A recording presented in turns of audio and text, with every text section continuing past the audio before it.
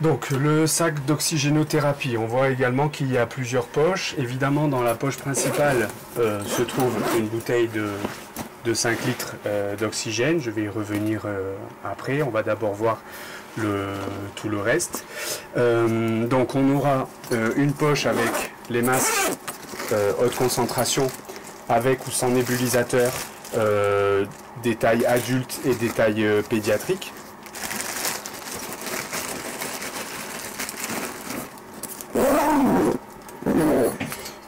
De l'autre côté, nous aurons les bavus, donc pour les RCP, toujours pareil, des enfants et des nourrissons.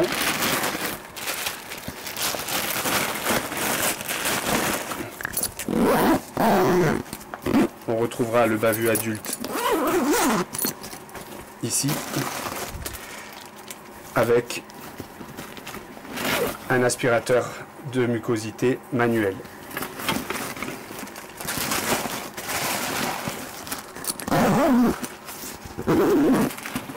Donc pour accompagner l'aspirateur de mucosité, on a une pochette avec à l'intérieur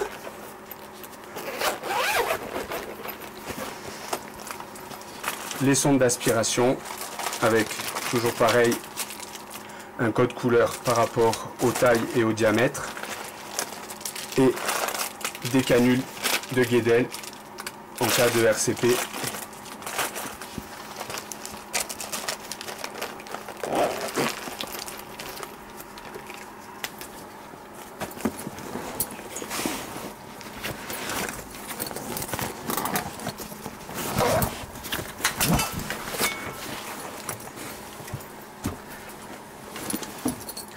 Donc la bouteille d'oxygène, donc pour pas se tromper, elles sont blanches, c'est la couleur internationale de l'oxygène.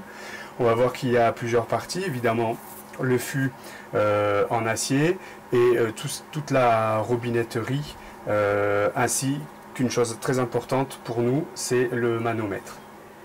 Donc au niveau de la tête de la bouteille, là où se trouve la robinetterie, on va avoir tout d'abord le robinet principal qui va ouvrir ou fermer la bouteille.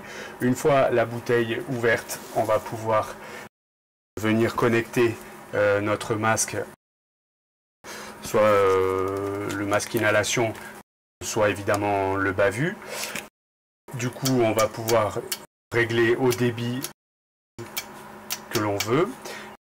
Et puis il y a ce manomètre qui est un instrument très important pour nous parce que visuellement on sait si la bouteille est opérationnelle ou pas.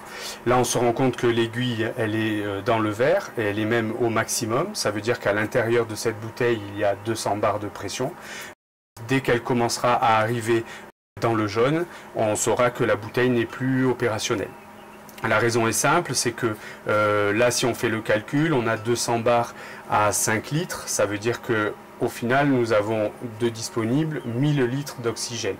Sachant que les débits recommandés actuellement ce sont à 15 litres minute, des 1000 litres disponibles divisé par 15 et on arrive environ à 1 heure, donc c'est 66 minutes à peu près.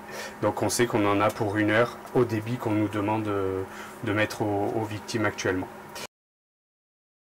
D'où l'intérêt d'avoir un visuel sur la pression disponible. Et puis dernière chose, on a aussi cette sortie-là.